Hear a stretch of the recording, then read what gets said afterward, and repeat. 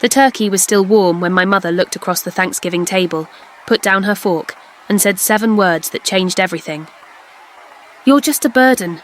Always have been." My brother laughed. My father stared at his plate. I folded my napkin, put on my coat, and walked out the front door without saying a single word. But here is what none of them knew. For 8 years, I had been quietly paying for the roof over their heads. And what happened next? It cost them everything. My name is Sarah. I am 32 years old, a licensed accountant from a small town in Pennsylvania. This is my story. I grew up in a house where my achievements were invisible. When I was 14, I won first place at the state math competition. I rode the school bus home holding my trophy in my lap, so it would not rattle. When I walked through the front door, my mother was cutting pizza into slices, not to celebrate me, but to celebrate my brother Derek making the junior varsity football team as a backup player. Nobody looked at my trophy. It sat on the kitchen counter for 3 days before I carried it to my room. My brother's room had a television and a lock on the door. My room was the small one next to the laundry room, where the dryer humbled through the wall every single night. I went to college on an academic scholarship that covered 70% of my tuition. I worked 2 jobs to pay the rest, mornings at the campus bookstore, weekends at a tax office in town. I ate peanut butter sandwiches more times than I can count. I graduated in 4 years with a degree in accounting and 0 debt. My brother, meanwhile, tried community college for 1 semester, decided it was not for him, and moved back into my parents' basement to focus on his business. His business was selling custom-printed t-shirts online. It lasted 4 months. The website is still up. 0 orders since 2017. I was 24 years old, 2 years out of college, making $36,000 a year when my mother called. My father had torn 3 ligaments in his lower back at a construction work site. Workers' compensation covered the surgery. It did not cover everything else. "We need help with the bills, Sloan." I started sending $800 a month. That was more than a quarter of my take-home pay. I ate instant noodles 5 nights a week. I bought my work clothes at thrift stores and hemmed them myself. When I asked if Derek was contributing anything, my mother's voice went flat. "Your brother is building something. You just have a job." That was the first check. Over the next 8 years, I would send 312 more. 8 years is a long time to be someone's financial lifeline. I got promoted. I earned my CPA license, studying at night after full days of other people's taxes, passing the exam on the first attempt. My income grew, but every single month the same payments went out.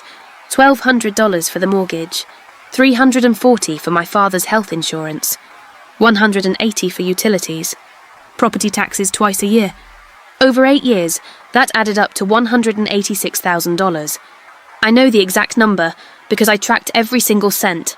I am an accountant. Numbers do not lie.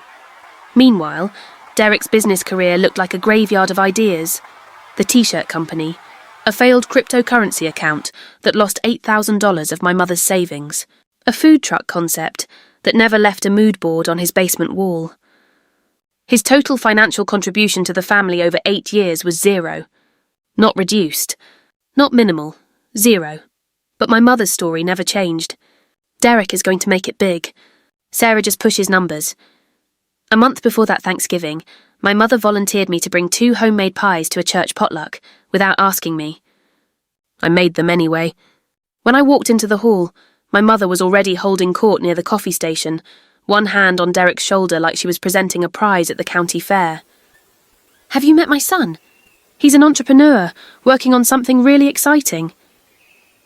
Derek pulled out a business card for something called Derek Juergens Enterprises, his 4th venture, buying rural land and flipping it despite having no money, no land, and no plan beyond a YouTube video he had watched. Someone nearby asked about me. My mother barely turned her head. "Oh, Sarah, she does bookkeeping. She's fine." She said the word fine the way you would describe weather nobody remembers. I set my 2 pies on the dessert table, picked up my purse and walked to the parking lot. Nobody noticed I had gone. I sat in my car for 40 minutes. I was not crying. I was recalculating. Thanksgiving morning. I was up at 5 a.m. I brined a 20-pound turkey overnight, made mashed potatoes with real butter, green bean casserole from scratch, and cranberry sauce from whole berries, because my mother once said the canned kind looked like hospital jelly. By 11 in the morning, my car smelled like a restaurant. I drove 25 minutes to my family's house, carried 6 containers up the porch steps in 3 trips, set the table, wiped down the counters, and folded the cloth napkins into little fans. Nobody asked me to. Nobody said thank you. Nobody said anything to me at all. My mother raised her glass of boxed wine at the dinner table. I want to say how thankful I am for my Derek, always making this family proud. My brother dipped his head like he was accepting an award. He was sitting in a chair I had wiped clean, in a house whose mortgage I paid, eating turkey I'd roasted. Then my mother turned to me. "And you, Sarah? What do you have to be thankful for?" I opened my mouth, and before I could finish, she said it. "You're just a burden.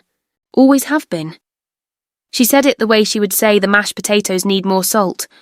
My brother laughed, not a nervous laugh, a real one. An agreeing laugh. "At least I make this family proud." My father set down his fork and looked at his plate. Said nothing. I folded my napkin, stood up, put on my coat, and I left. No argument, no tears. No slamming. Just the soft click of the front door behind me. 2 weeks after Thanksgiving, I sat on my couch, opened my banking app and cancelled 3 automatic payments. $1,200 for the mortgage, $340 for the insurance, $180 for utilities, 3 taps. Confirm, confirm, confirm. 8 years of financial support ended in less than 60 seconds. I closed the app, set my phone on the coffee table and stared at the ceiling. For the first time in years, my checking account was going to stay where it was at the end of the month. On the 12th day, my father called. The bank sent a letter. "The mortgage payment is late." I told him to ask his pride and joy. He said, "Sloane, you can't just..." And I said, "I can and I am." And I hung up. The first call after 8 years of support was not to ask if I was okay. It was about the mortgage. Every quarter I pulled my credit report. It was professional habit. When I checked it in January, I found something that made me sit back in my chair. A new account. A mortgage. $47,000. Secured by my family's house on Maple Drive. In my name. I had never signed a mortgage in my life. I had never walked into that bank or spoken to a loan officer. But there it was. My name, my social security number, my credit history. Someone had used my identity to take out a second mortgage on a house I did not own. My credit score had dropped 38 points.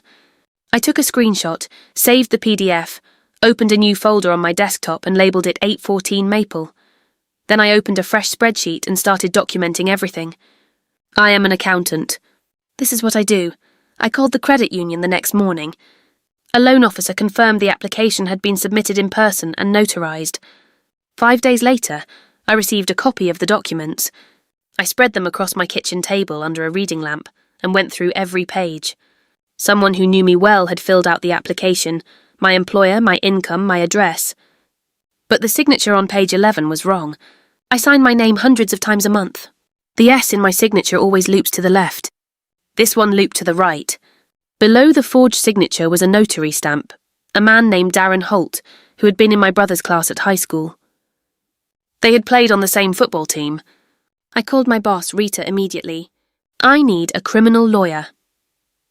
A week later, sitting across from attorney Alan Marsh in his Lancaster office, with my forged signature next to my real one, he said 3 words. "Clean case, forgery. The bank investigation traced the $47,000 to an LLC registered jointly by my brother and Darren. Holt, 18,000 went to a rural land parcel that lost 40% of its value. 22,000 went to a pickup truck registered to my brother. The remaining 7,000 was spent on 2 trips to Las Vegas, expensive Philadelphia restaurant dinners, a gaming console and a cigar subscription. My brother had stolen $47,000 using my name and spent it on a truck and vacations. After I filed the identity theft report, froze my credit, and let the legal process begin, something unexpected happened. My life got quiet. Without $1,720 a month leaving my account, my savings began to grow for the first time. I opened an investment account. I bought a real sofa to replace the second-hand one with the broken spring. I signed up for a yoga class on Tuesday and Thursday evenings. I had never done yoga before. It turned out I liked it. Rita helped me bring in 3 new bookkeeping clients. My freelance income jumped by $22,000 a year. And I did something I had been thinking about for months. I registered a business, Juergens and Associates Consulting. When the certificate of formation arrived in the mail, I framed it and hung it on the wall above my desk. It was the first document with my name on it that I was proud to display. When the bank filed for foreclosure on my family's home, I sat down with my lawyer and did some math. The house had a market value of around $180,000. Foreclosure properties in rural Pennsylvania typically sold at 60 to 70 cents on the dollar.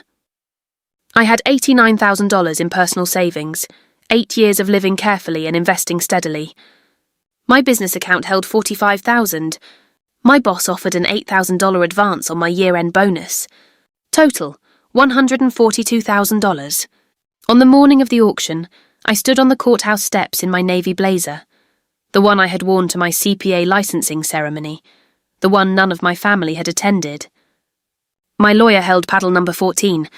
The bidding opened at $95,000. It climbed. At $118,000, my lawyer raised our paddle one final time. No other bids came.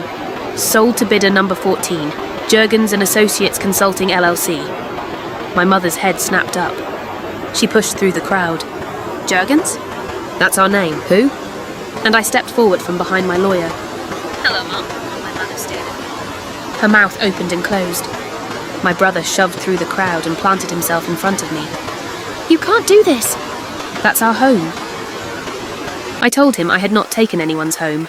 I had purchased a foreclosed property at a public auction, legally, with documented funds that I had earned over 8 years. I held up my folder. 312 mortgage payments, 8 years of health insurance, utilities every month, $186,000 from the daughter she had called a burden at her own Thanksgiving table. I looked at my mother. Name one thing you did for me. Just one. She opened her mouth. Nothing came out. Then I turned to my brother. You spent $47,000 you stole using my name on a truck and 2 trips to Las Vegas. That is on the public record now. He went pale. My mother screamed, not words, just sound. The kind of noise that comes when every story you have told yourself collapses at the same time. The crowd stood still. A neighbour covered her mouth. The pastor quietly put his glasses back on. My father stood at the railing with his eyes closed and 2 tears running down his face. He did not wipe them. I pulled a single sheet of paper from my folder. I had typed it the night before, formatted the way I would format any business proposal. I read it aloud to the crowd. The property would be renovated and converted into a community resource centre for women and families in crisis. Transitional housing, financial literacy workshops, legal aid referrals, family counselling. It would be called the Millfield Family Centre. The house that was never truly a home to me would become a home for people who actually needed one. The neighbour who had watched me mow the lawn in 95-degree heat for years stepped forward. I'd like to volunteer. Then 2 church elders. Then a woman named Denise, a mother of 3 who had left an abusive husband the year before. The crowd shifted, away from my mother and around me. Before I walked to my car, my father reached into his pocket and handed me a folded, yellowed piece of paper. My 8th grade math competition certificate. First place. State level. The night nobody celebrated. He had kept it for 18 years. I was proud of you, he said. I want you to know that. I folded it and placed it in my inside pocket close to my chest. Then I said goodbye and walked away without looking back. The legal system moved forward. My brother accepted a plea deal. 18 months of probation, a permanent felony record, and full restitution of $47,000 paid back to me over 5 years from his wages at a warehouse job. The notary lost his license permanently and was fined $5,000. My parents moved into a small 1-bedroom rental in Lancaster. My mother took her first paying job in 26 years, cutting fabric at a store. The house on Maple Drive was gutted and rebuilt over the summer. New walls, new floors, light grey paint, a reception desk in the front room where the Thanksgiving table used to be, transitional housing upstairs, a meeting room in the basement where my brother used to sleep. The Millfield Family Centre opened in March. 47 volunteers signed up. The first person who walked through the door was a young woman named Maria, with 2 small children, asking about housing. I sat across from her with an intake form, calm and professional. But this time, the numbers meant shelter. They meant someone sleeping in a bed tonight instead of a car. On the wall where my family's Christmas photo once hung, 3 smiling faces, never 4, there was now a framed copy of the centre's mission statement, signed by every volunteer. 47 signatures, all real. The heaviest thing you can carry is not someone else's mortgage. It is the belief that you owe your life to people who never once said thank you. I put that weight down, and I built something real with both hands.